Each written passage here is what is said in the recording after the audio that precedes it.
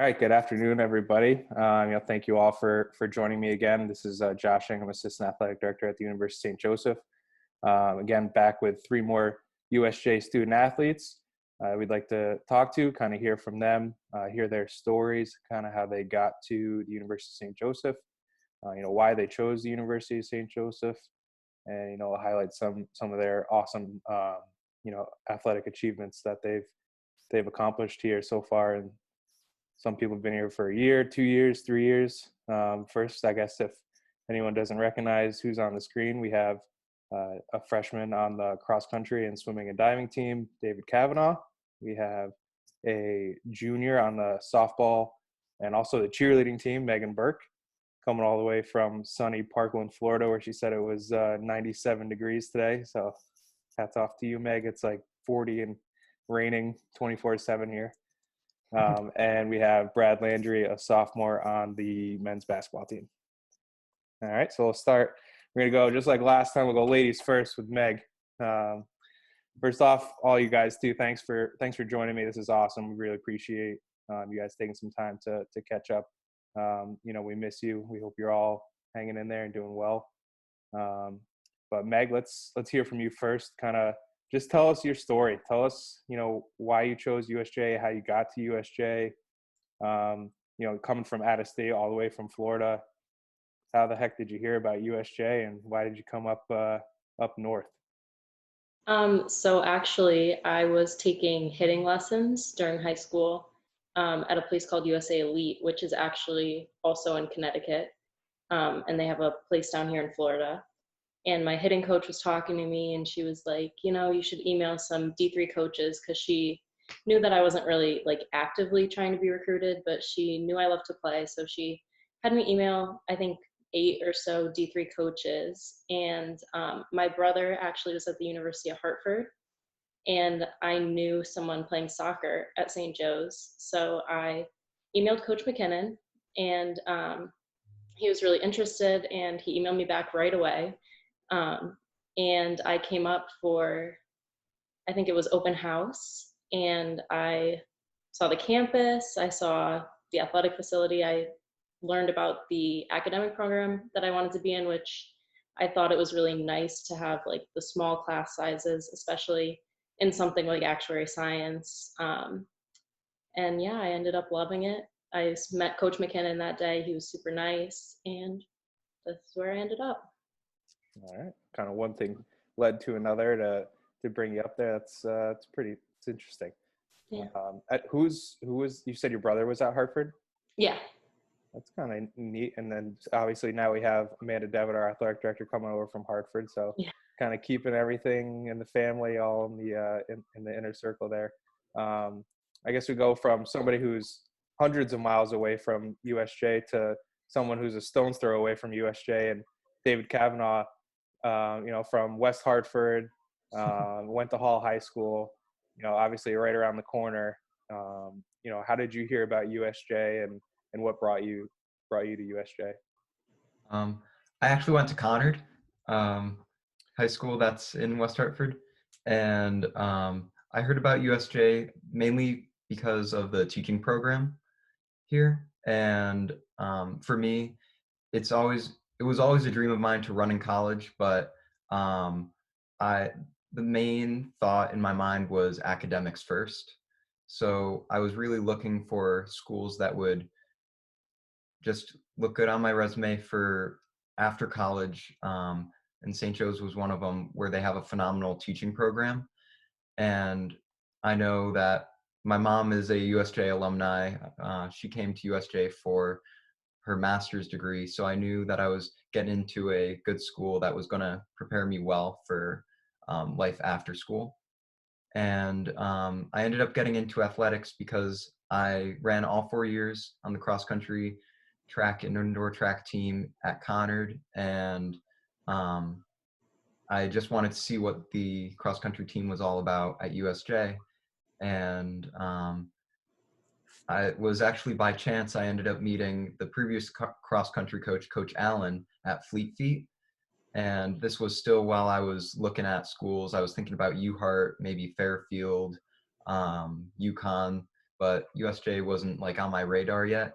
And he was helping me find some shoes, and he was like, "Oh, like, where are you from? What year are you in high school?" And conversation just went off from there. And he gave me his contact information for USJ, and I ended up reaching out to him, meeting the team. I fell in love with the team, fell in love with the campus, and here I am. No, awesome. Totally my fault on the mix up. I was doing something on Coach Davidson the other day. Had Hall High School on my mind. Oh, Totally, it's all good. totally my mistake. And funny you mentioned Fleet Feet and Coach Allen. Somebody told me the other day there's a picture of you on the outside of Fleet Feet, I believe, from Oh, is there? your running days at Connor. They have a picture of you running on Oh, that's the funny. wall, I believe. Yeah, no, kind of a crazy story. Yeah. Little local press for you, a little local pop. Oh, yeah. And then last but not least, we have Brad Landry, went to Choate. Tell us kind of your story of how you came to USJ and obviously joined the men's basketball team.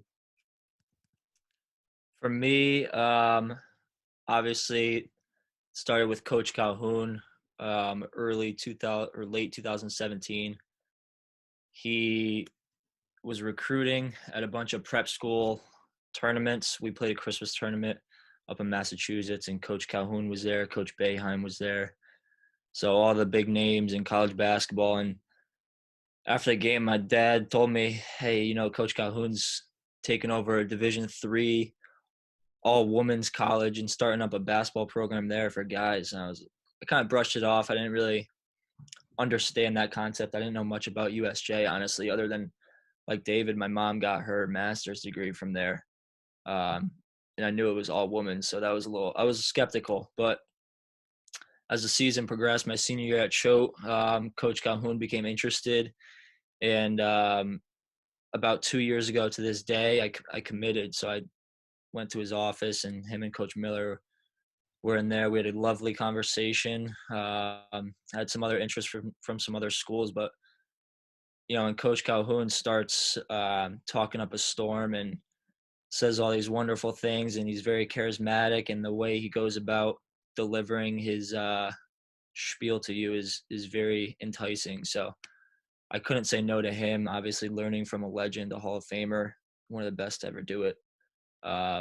So it was easy. And then stepping onto USJ campus, I didn't really know what to expect, but fell in love with the campus and everyone around it. And I really implemented my way onto campus pretty smoothly. There was no animosity from those who went to USJ because it was a female institution. We really acclimated really well. So thank God I made the decision to come to USJ, because it's turned out great for me. And thank God Coach Calhoun got in the mix my senior year, because, obviously without him stepping up, who knows where the school would be right now. So definitely hats off to him and Coach Miller. So that's my story. It's interesting to hear. Like, David, your mom got her graduate degree, and Brad, your mom got her graduate degree, and then Yeah. Meg, your brother at UHart. It's just kind of crazy how everything kind of, I guess, initially starts, and the ball, I guess, gets kind of rolling. Working off of that, Brad, I'm going to go over to Meg. You're the only one that was here when it was an all women's college, and I asked this to Abby the other day. You're a junior. You got 1 year as a all women's school. Were you shocked that the school decided to go co-ed? Were you against it? Were you for it? Were you against it at first? Do you not mind it now? Kind of give me your take, I guess, on that whole transition for you. Yeah. Honestly, the all women part of St. Joe's was never really like a factor in my decision. Like, it was just what it was. And I think that coming in, we knew that the next year that they were going to be going co-ed. So it wasn't really a surprise for anyone. And honestly, I had no issues with it. Obviously, I joined the cheerleading team, so I cheer for the men's team. All the men are super nice. And it really hasn't shifted the focus of women empowerment. We still have women's leadership events and all that. So I think it's been a smooth transition, and I think it was a smart thing for St. Joe's to do. You mentioned cheerleading, so on top of Meg's duties on the softball diamond, she also is a member of the cheerleading team. I know Coach Wright will appreciate a little shout out to the cheerleading team. Just, I guess, talk a little bit about your experience before we even get to softball. Let's hit on just cheerleading, and it seems like you guys really enjoy it. You know, I know we enjoy it. The fans enjoy it. Really added a much needed component to our game day atmosphere. And you guys you increased in size this year, added some more members. You know, give us a little insight on USJ cheerleading. Yeah, it's really been a lot of fun. We have a great time as a team. I joined my sophomore year. It was the first year that the team was around. We cheered for the men and the women's basketball teams. We do events like Accepted Students Day and open house, things like that.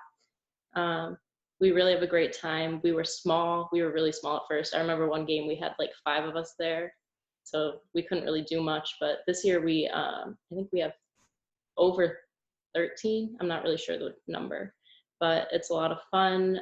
We competed for the first time this year. We did a Top Gun competition. We came in first, which was awesome. And it's just a great time. Yeah, no, it's definitely added you know, a great element to our men's and women's basketball games.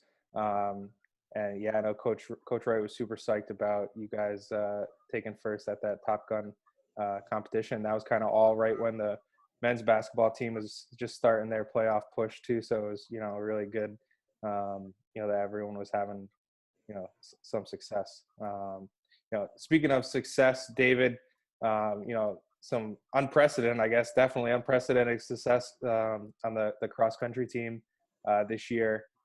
You won the Blue Jay Invitational. You individually won the Mitchell Invitational, took the gold medal there. You guys finished second as a team at the Mitchell Invitational and second at Elms. You know, really overall improvement from the men's cross country team this year from last year. You know, a lot of it had to do with you. Talk a little bit about the season this year, you know, your individual performance, your team's performance, and what's on the horizon for 2020 men's cross country. So I'm so grateful to be a part of the cross country team. It's a phenomenal group of guys, and as much as I accomplish individually, I wouldn't be where I am as a runner without the support of my team. And my coaches in high school always said, you can't win a cross country meet with just one person. You have to have a team to win a cross country meet. And that always stuck with me.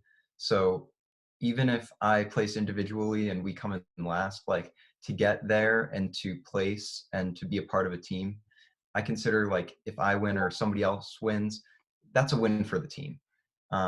Because together we just push each other to be our best and to just try to improve as much as possible. Great group of guys this year. I know I looked up to Sham a lot with guidance as far as the team went. And it was great to have Eric and Mario running along with me during workouts, just pushing me to be the best that I could be. As of 2020, cross-country season, I hope we get a cross-country season.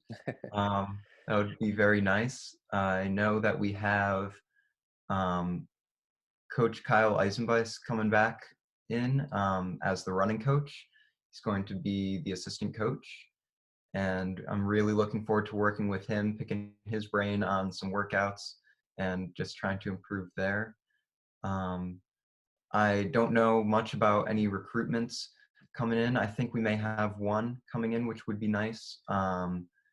We are losing a guy on the team,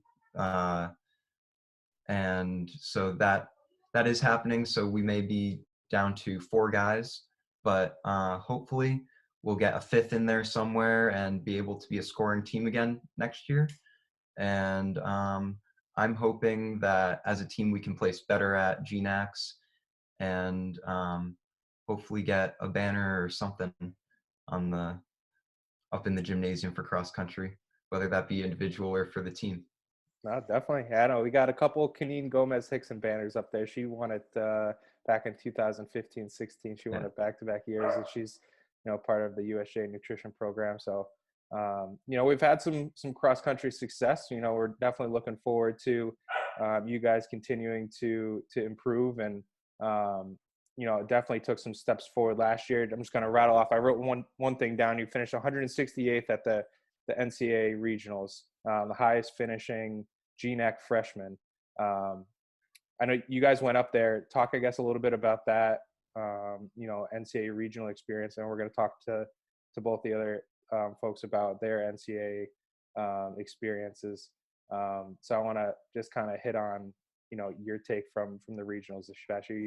You finished better than 50% of the field, if my math's correct. So, definitely a great performance from your first time competing there. Thanks. And especially going into the regionals, I was coming off of a not so great GNAC race for myself, where I think like in that race, I was just feeling a lot of pressure, didn't perform well. Everybody has those days. So the regionals race was just for me, just clearing my head, going out there and doing what I love to do. And I think that showed in my performance. I got a second best time for the season, which was great. As you said, I ended up coming in ahead of all of the GNAC freshmen, placing pretty well among the GNAC runners. And I am hoping that like certifies something for next season as well, as far as that goes. And the team atmosphere was just so great. We had Mia Tompkins, a senior last year at St. Joe's, who came back and went up to New England's with us. Coach E came up with us as well. And just having those two supports there, we got on the bus at, I believe, 5 a.m.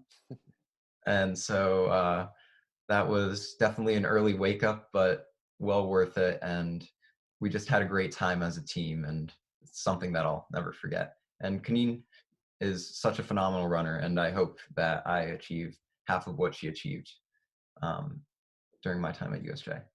Oh, that's an awesome, nice little shout out. We appreciate that. Definitely not an easy thing to do, to wake up at 5 o'clock and then go try and run, a couple miles and beat the field. Another thing that's, I guess, not easy to do is win 25 straight basketball games. Brad, you want to talk a little bit about your guys' season and your guys' success? 26-3, not too shabby for second year program. For second year program, yeah, pretty unprecedented. We started off 1-2, and then rattled off 25 in a row. It didn't really seem like that throughout the year, though. Honestly, we just took one game at a time. We knew we had something special when we hit like 9-2, right around that area, and we kept saying to each other, like, nobody should beat us. Nobody on our schedule is good enough to beat us. And if anything's going to happen, it's going to be our own mistakes that can turn out into a loss for us. So we really tried to work on those every day in practice. That was our biggest thing. We perfected a lot. We worked a lot on fast breaks. I mean, defensively, we hounded people just because of our athleticism. We were long and lanky, but we were also quick and strong. So we had a lot of strengths on the court. And then you put that together with Coach Calhoun's leadership, his intensity, as well as Coach Miller's, and pretty lethal out there. So, yeah, 25 in a row. Hopefully that's a USJ record for the next 100 years. And eventually, the season didn't end the way we wanted to. We faced Hobart in the first round of the NCAAs. Close game. We came back, played from behind the whole game, but ended up losing by, I think, 4. And, yeah, it was heartbreaking. That was the season. So we ended 26-3. But, before that, we had a lot of highs. We beat Albertus twice in the final game. It was awesome at our place. A lot of fun to be there. That game was crazy. So, and we handled them pretty well. So I think that's going to be the start of a good rivalry for, the years to come, us versus Albertus. So that was a lot of fun. And then, so the season ended, and I think 2 or 3 days after the Hobart game, everything got canceled. The NCAA canceled all the basketball tournaments, Division 1, 2, and 3. So Hobart, the team that beat us, they actually went down to their second game. It was down in Virginia. They had to drive down there, and I think they got off the bus and then called it quits. They got the message from their coach. So either, for every team, it was going to be a disappointing season because, every team that was fortunate enough to advance the round of 32 wouldn't get a chance to play anymore and kind of work through the bracket. So when we look back on the 2020 season, I guess we'll obviously highlight the 25-game win streak, and then it'll always be remembered as the season where coronavirus kind of took it to its end, and that'll be for every team. So definitely a historic season for those two major reasons, and it's one I'll never forget for the rest of my life. I'm going to look back at all the wonderful memories, all my teammates, all the life lessons from Coach. I could write a book about all the things that he said to us. So this season was a lot of fun this past season, and I'll cherish it forever. I'm just thankful that we had so much success, and it was awesome to do it with my brothers on the court. So a lot of fun. Yeah, no, definitely a heck of a season. I hope that the 25-game win streak isn't the record for 100 years. I'd like to see you guys do it again, maybe next year. Yeah, maybe, exactly. But obviously a difficult thing to try and reproduce. You mentioned 2020 is the year of the coronavirus, and the coronavirus probably didn't impact anyone more than it did for Meg and the softball team and all the spring student athletes, our men's lacrosse team, our women's lacrosse team, and obviously our softball team. Meg, obviously it's tough. It is what it is what it is, I guess. When we've followed what everyone has been advising us to do, and obviously NCAA stepped in and made that difficult decision. Our hearts go out to you and your teammates and all the spring student athletes. I guess just reflect on what that was like, how, you guys are down in Myrtle Beach, having a good time. Tough, I guess, maybe start to the year, but you started to really kind of come together and click towards the last couple games down there. And then obviously you're told that you're going to finish out the week and then come back and softball season's, over. Yeah, no, it was definitely heartbreaking. We were fortunate enough to get a spring trip. I know that other teams in Connecticut didn't even get to go, so we're lucky for that. But I remember we were in the hotel. We were about to have breakfast before our game, and the coaches pulled us upstairs, and they said, we just got word your season's canceled. Like, it was just a very heartbreaking moment. All the seniors, like, your heart goes out to them. Luckily, I have another season to go, but our 3 seniors, we had a impromptu senior day for them at our final game. Then we got on the bus and came home. We talked to Amanda Devitt at like 5 or 6 in the morning when we got back. And it was really tough, but, we're lucky to have gotten what we did. It's tough, especially because, coming off the GNAC championship last year, we wanted to see what we could do this year. Do it again, we hoped, but can't always get that, Well, I'm glad you alluded to the GNAC championship, because that's where I wanted to go next. Enough about the sad stuff. Let's get to some positives. And Brad got to talk about, their season a little bit and David's success. Meg, let's rewind to 2019. You guys become the first team since 2000. And ironically, in 2000, it was softball also who won a GNAC championship. So 19-year, hiatus. And then you guys go in as the 2 seed in the South Division, and make some noise at the GNAC championships at Simmons. It was awesome to be a part of at every game. You guys had so much energy. It was an awesome experience to be around. I can only imagine what it must have been like on the field and playing and a part of that. Talk about that a little bit. Yeah, it was crazy, actually. we went up there and we kind of felt like the underdog. The other teams underestimated us. Simmons, Emmanuel, they had beat us in the regular season, so they kind of felt like it was an automatic win for them, but it definitely felt really good to go in and make some noise. I think we had 4 straight wins. We didn't lose a single game. It was a lot of fun. We had a lot of energy. You know, Coach McKenna and Coach Valenti, they're always telling us, like, you guys can do this, you know, they believe in us. And that's definitely half the battle, is the mental game and believing in yourself. And we just did it.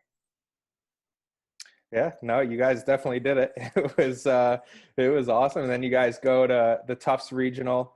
Obviously not the outcome you guys wanted there, but you played some incredibly talented teams. You know, touch a little bit about your NCAA experience and maybe for any incoming recruits or anyone who wasn't able to experience your guys' trip to Medford. Give us a little insight of how much fun that was. Yeah, that trip was a lot of fun. We were up in Boston playing at Tufts, and we played 2 or 3 very talented teams, WPI, Tufts. Actually, Eastern Connecticut was there. We didn't get to play against them, but they made the run all the way to Texas, I think, which is incredible. There's a lot of talent in the D3 world, and we were exposed to the GNAC for however many years you've been on the team, and then you go and play a team like Tufts. It's incredible to see what other teams can do, and obviously it wasn't the outcome we wanted, but the experience was amazing, and it was so much fun. And yeah.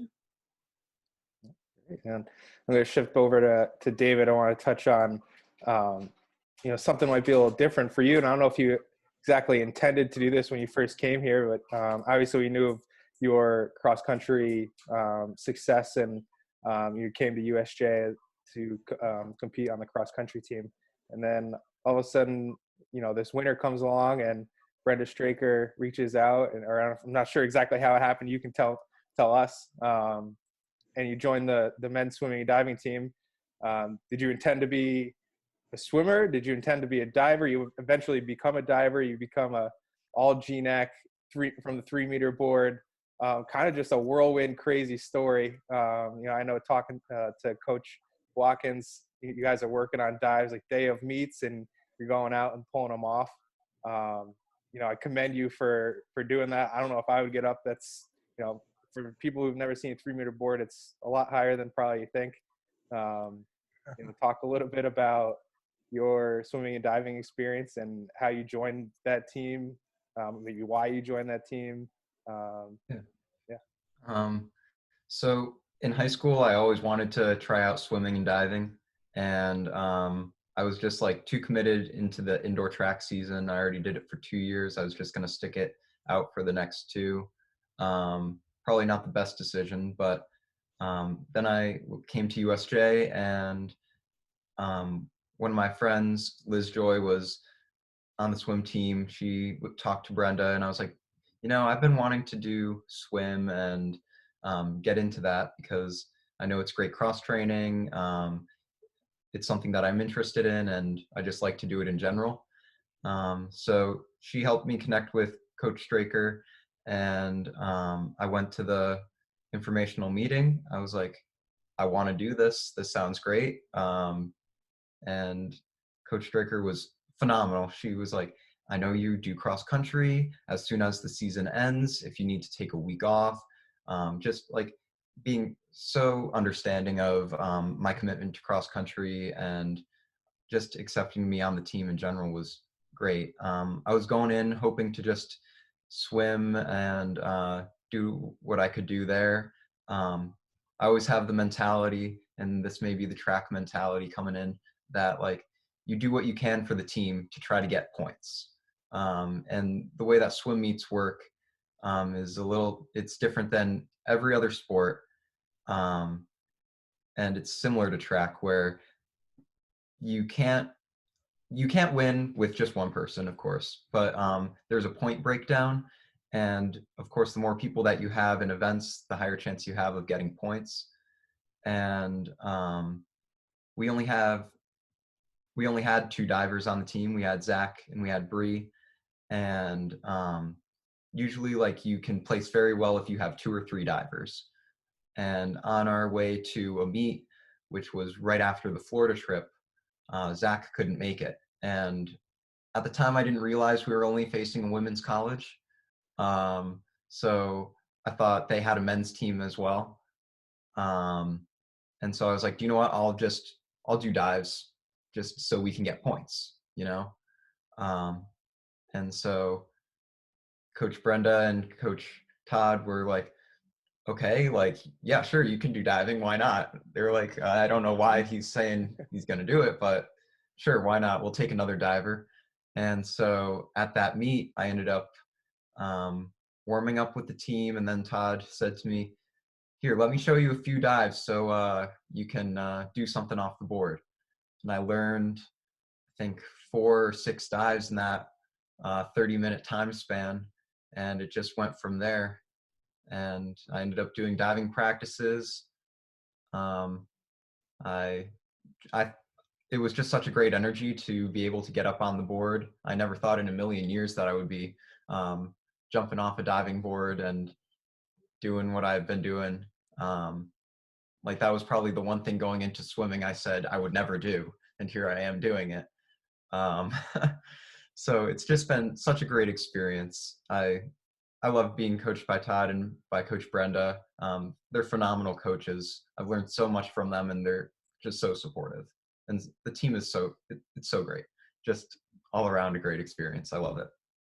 I just from talking to Coach Todd, one word, if I had asked him one word that would describe David, it would 100% be fearless. You say you're just willing to do anything, try anything, jump off anything. And it's just, I would commend, you stepping up, and you guys, you really earned some big points for the team this year at the GNAC championships. As I mentioned, from the 3-meter board, you end up being a all GNAC diver. Really just incredible stuff right there. And I guess that brings up a really interesting point, and this, I guess, alludes to some of the pros of Division III. Just being able to be a multi-sport athlete, to try other things, be in clubs, be in organizations. Meg being on the cheerleading team. Meg also, I know you work in the marketing department. You guys are all members of SAC. You guys hold leadership positions on SAC. Brad, you just were announced the new SGA president. You're the vice president of SAC. I mean, talk a little bit, I guess we'll start with you, Brad, about the opportunities that Division III presents. The kind of YD3 mentality. It gives you the opportunity to compete at a high level in your sport, while also being able to try new things, jobs, internships. I know, Brad, you're involved, really involved with admissions. Tell us a little bit about what you're involved in and that YD3 matters. Yeah, definitely. To start with the basketball piece, quite honestly, D3 is like very competitive now. There's a ton of great players across Division III basketball, especially in the Northeast. Like doing the AAU circuits, I recognize pretty much everyone up in these areas at these schools, and they're big-time players in high school. So D3 is definitely a competitive league, and I would say it's not like back in the day. It would probably been a lot more easy. In my dad's day, it was easy for him he actually went to Anna Maria, so he wasn't the greatest player, but he was able to make the team there. It's a lot different now. You have to be very good to play D3. So on the athletic side, it's very competitive, and then off the court, it's D3 is the perfect combination of you can focus in athletics, but you can also focus in developing your other skills. So for me, I'm in admissions as an admissions ambassador. I'm the new president of SGA, which is Student Government Association. And I've been involved in that for the previous 2 years. I'm also an RA, and then I work in student financial services as well as admissions. So there's a ton of areas at USJ and other Division III schools for you to get involved. It's really easy at USJ because it's a smaller campus. So it's kind of one big community. Everyone wants to see you succeed. I always give the example of my academic advisor, Mr. Gonzalez. we only have 2 at USJ. So if you split that in half, it's about 500 each. But every time I see him, he's always saying hi. Hey, Brad, how you doing? What's going on, man?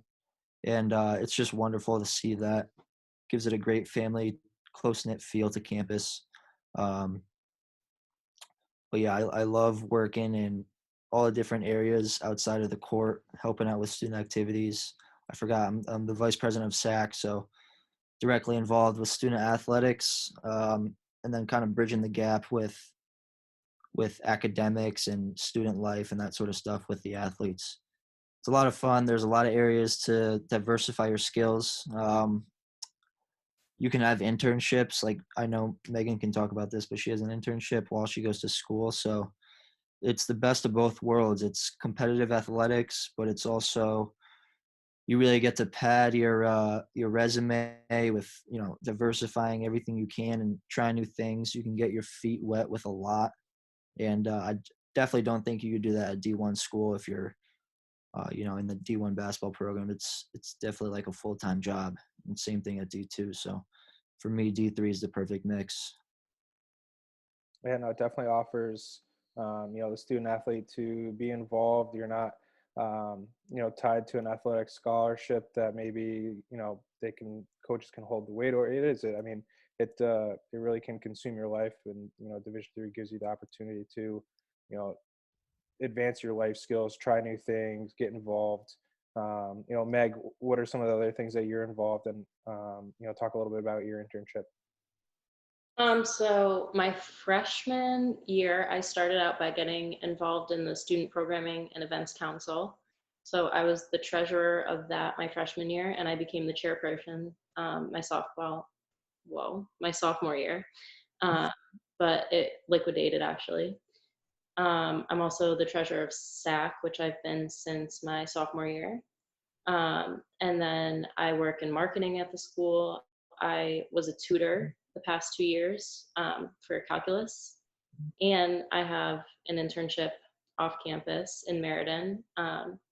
So yeah, like Brad said, the D3 experience, not to downplay the intensity of the sport, but you definitely get a lot more time to balance your clubs, your activities, working, and it's great. Yeah.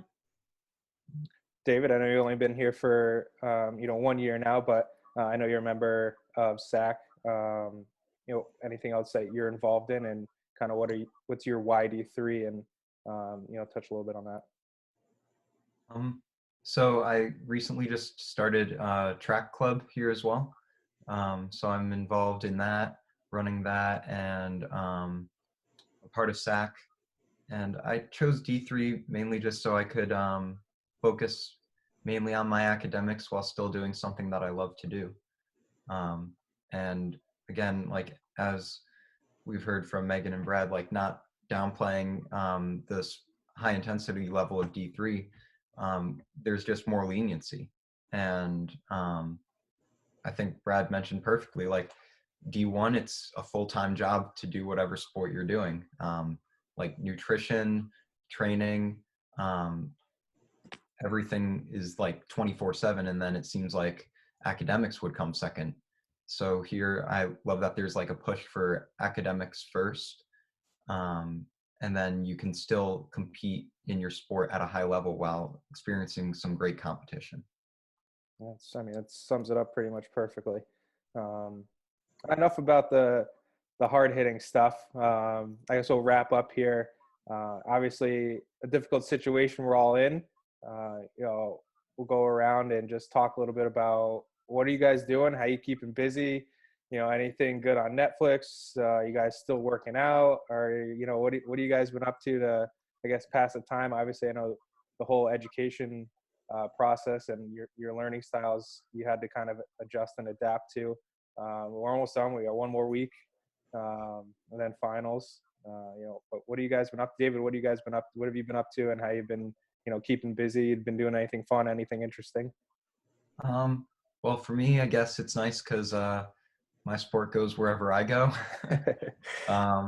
And as a few of my cross-country coaches said in high school, we're like the mail service: rain, snow, shine, tornado. The only thing we don't run it as lightning because that's a hazard.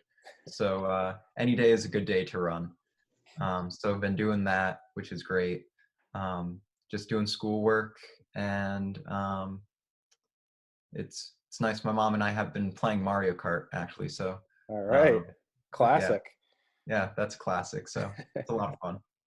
Great. Favorite, anything on Netflix, book, any entertainment? What's your go-to right now? Go to like on Netflix. I love the show Supernatural. Okay. So like that's a show that I watch. There's a new season coming out on Netflix soon, so I'm hoping for that. And books. I read The Art of War by Sun Tzu. All right. That was a nice read, but yeah. Yeah, you'll Just, take down all your GNAT competitors by reading that book. You get some Yeah. inside strategy. Yeah, but just trying to keep a positive mental attitude and yeah, just keep it going. I've also been playing music for my grandparents over FaceTime and Zoom calls. I play a few instruments, and so we just get the family together, and my cousins play too, I play, and it's just like a mini concert for everyone, which is nice. Oh, that's awesome. What do you play? I play guitar, piano, violin, and I sing. Great. Well, if we ever start a pep band at USJ, I'll make sure I'll get you in contact with whoever will lead that. Yeah, for sure. That would be fun. Meg, how about you? How you been keeping busy, and what have you been doing to pass the time?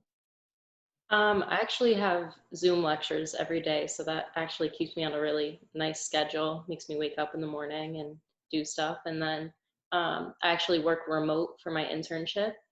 So I've been doing stuff for them. Coach Mike Jones and the cheerleading coach have been sending workouts. So it's just kind of keeping busy, finding stuff to do wherever you can. Oh, great. Brad? Yeah, kind of like David. Not as much as David probably, but I've been trying to run, go outside in the backyard, shoot some hoops. A lot of Monopoly, honestly. I love Monopoly, so I've been playing a lot of that. Tiger King was big for about a week. I enjoyed that series. But yeah, I'm busy with classes and then preparing for next year with SGA. It's taking up some time this week. So staying busy with the clubs, academics wrapping up, thank God.